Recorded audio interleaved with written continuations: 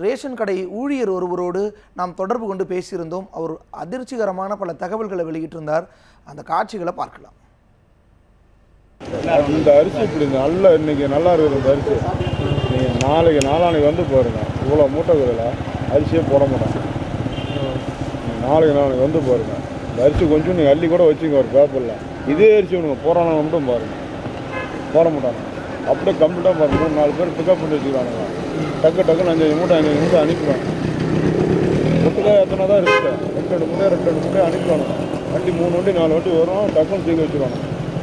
இல்லை எத்தனை மூட்டை எத்தனை கிலோ வச்சுட்டாங்க எப்படிங்க? இல்லை மூட்டை பெருசாக வச்சுருப்பாங்க. இல்லை 25 கிலோங்க சதுசாகமாக அடிச்சு எடுத்துகிட்டு போயிடுவாங்க. இவ்வளோ பெரிய மூட்டை தூக்க மாட்டாங்க. இது 2 மூட்டை, இது 2 ஆகிடுவாங்க. அந்தந்த இரலக அரசியல்வாதி என்னங்க ஒரு இடத்துல இருக்குது, நான் இல்லைன்னு சொல்லுங்க. இங்கே இந்த மோசம் 27 மோசம் கிடையாது. அதான் நான் தான் சொல்கிறேங்க. இவனு நீங்கள் சொல்கிற மாதிரி ஆள் உள்குள்ள இல்லாமல் எதுவும் பண்ண முடியாது. ஆனால் இவங்க நம்ப இது யாராவது அரசியல்வாதிங்க இப்போ கூட்டம் போட்டால் ஏதோ ஒரு அரசியல்வாதி வந்து கேட்குறான்னு வச்சுக்கோங்க. ஒரு 500-1000 கொடுத்துட்டு மீறி இவனுக்கு என்ன பண்ணால் நாங்கள் அங்கே கொடுக்குறோம் இங்கே கொடுக்குறோம். நாங்கள் எல்லாமே நல்ல பொருளை வந்து அனுப்பிடுவானுங்க. கொஞ்சம் மட்டமான பொருள் வரப்போ போடுவானுங்க. சர்க்கரையும் அதே பொசிஷன் தான். இந்த ஏரியாவில் வந்து அதிகம் கோதுமைலாம் ஓடாது. அதையும் சொல்கிறேன், கோதுமைலாம் ஓடாது. அரிசியும் சர்க்கரையும் இந்த எண்ணெய் வருது பார்த்தீங்களா, இந்த 3க்கும் இவனுங்க வெளியே அனுப்பிடுவாங்க, மார்க்கெட்டுக்கு அனுப்பிடுவாங்க. கடைக்காரங்களே வந்து வெளியே விற்கிறாங்க அப்படின்னு சொல்லி பொதுமக்கள் வந்து அதை சொல்கிறாங்க. நம்ம வந்து எப்படி என்னன்னா எல்லோரும் பண்ணுறது தாங்க, எல்லோரும் செய்கிறாங்க. இப்போ நான் வந்து என் சம்பளத்தை பூரா நான் இங்கேயே விட்டுட்டு போனால் நான் எங்கே போக முடியும்? அதை நம்ம பார்க்கணும் இல்லையா? இந்த மாதம் சம்பளம்னா எனக்கெல்லாம் எதுவுமே இல்லை. அதனால் எது பண்ணுறது என்ன பண்ணுறதுன்னு தெரியாமல் மல்லிகை விற்க சொல்கிறாங்க. அது நம்ம இப்போ டீச்சர் பாட்டு நான் பாட்டு கொண்டு படிப்படியே இறக்கி விட்டுறாங்க. நம்ம என்ன பண்ண முடியும்? இல்லை அதே மாதிரி பொருட்களும் அதிகமாக மக்களை வாங்க சொல்லி வற்புறுத்துறீங்களா? கண்டிப்பாக. ஆனால் கவர்மெண்ட் சொல்லி அப்படி சொல்லலைங்கன்னா நமக்கு நம்ம பிஸ்னஸ் போட்டால் தான் சம்பளம் அப்படின்றாங்க இல்லையா? அதனால பார்க்கணும் இல்லையா? அதுக்காக தான் நம்ம பார்க்குறதா இருக்குங்க. இப்போ வந்து நான் மிஷின் கொடுத்தது எனக்கு ரொம்ப ஈஸியாக இருக்குன்னு நான் நினச்சேன். ஆனால் கண்டிப்பாக மிஷின் வந்து அப்படியே தான் இருக்குன்னு மாறவெல்லாம் இல்லை. இல்லை மிஷின் வந்து எப்படி சொல்கிறீங்க? மிஷினில் எல்லாமே ஆன்லைனில் பார்க்குறாங்க. ஆன்லைனில் எல்லாருமே பார்க்குறாங்க. மிஸ்டேக் எடுத்துகிட்டு போய் வர ஆஃபீஸும் நிறுத்திடுவாங்க, எல்லாமே பண்ணிடுவாங்க. நாங்களும் நம்பியிருந்தோம். ஆனால் அது வந்து இன்னமும் மாறவெல்லாம் இல்லை, அப்படியே தான் இருக்குது. அது மட்டும் கொஞ்சம் சரியாக பண்ணால் போதுங்க. உங்களுக்கு என்ன சிரமங்கள் இருக்குங்க? எனக்கு சிரமம் வந்து இப்போ ஒரு கடைக்கு 2 பேர் போடணும். ஒத்த ஆளே பார்த்துக்கிட்டு இருந்தால் நம்ம என்னங்க பண்ண முடியும்? ஒரு ஆளே பில் போட்டு ஒரு ஆளே அடைஞ்சிட்டு இருக்கோம்.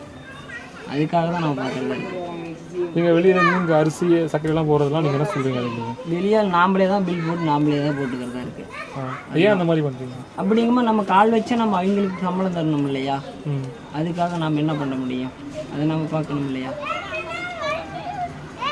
சரி, இங்கே உங்கள்கிட்ட அரிசி வாங்கி போகிறாங்கல்ல வெளியே சொல்லி, அவங்க வாங்கி போய் அது மக்களை இங்கேயே வாங்கி இதுக்கே விற்கிறாங்க. இதே கடையில் நிறைய பேர் இதுக்கே வாங்கி இங்கேயே விற்கிறாங்க. ஆனால் அது வந்து யார் சாப்பிட்றாங்களோ அது நமக்கு தெரியாதுங்க. இங்கேயே வாங்கி இதுக்கே கொடுத்துட்டு போயிடுறாங்க. அது நாம் என்ன பண்ண முடியும்? உங்கள்கிட்ட இந்த மாதிரி வசூல் கேட்க வராங்களா? யார் அவங்களாம் வரதுலாம்? யாருங்கெல்லாம் இந்த ஊர் கவுன்சிலர் வருவாங்க, எல்லாருமே வருவாங்க. என்ன சொல்லி கேட்குறாங்க? வந்தாங்களா இந்த ஊரில் பண்டிகை போட்டிருக்காங்க, இல்லை எனக்கு நிதி கொடுங்க, நீ மூட்டையாக விற்கிற இல்லையா, எனக்கும் கொடு அப்படின்ட்டு ஒரு ஓப்பனாகவே கேட்குறாங்க. நம்ம என்ன பண்ண முடியும்? நீங்கள் அவங்க கொடுக்கலன்னா என்ன சொல்கிறீங்க? கொடுக்கலன்னா அவங்க வந்து நம்ம பார்த்துக்கிறோம், நீ பார்த்துக்கிறோம் அப்படி இப்படின்னு வெட்டுறாங்க, தண்ணி போட்டு வந்து மிரட்டாங்க. எப்படி சமாளிக்கிறீங்க அவங்க? சமாளிக்க என்ன பண்ணுறீங்க நீங்கள்? சமாளிக்க பண்ணுறதுக்கு என்ன பண்ணுறதுன்னா அப்படியே கொஞ்சம் மாறி ஏதோ ஒன்று பண்ண வேண்டியதாங்க. மாறி அப்படி இப்படின்னு ஏதோ ஒன்று உருட்டி கட்டி தான் கொடுத்தாங்க. நம்ம கொடுக்கலன்னு சொன்னாலும் அவங்களும் வாங்காமல் இருக்க போகிறதில்ல. மறுபடியும் அப்படின்றாங்க. வேடிக்கையில் கொடுத்தாலும் அதில் எனக்கு 10 செட் எடுத்து கொடுன்றாங்க.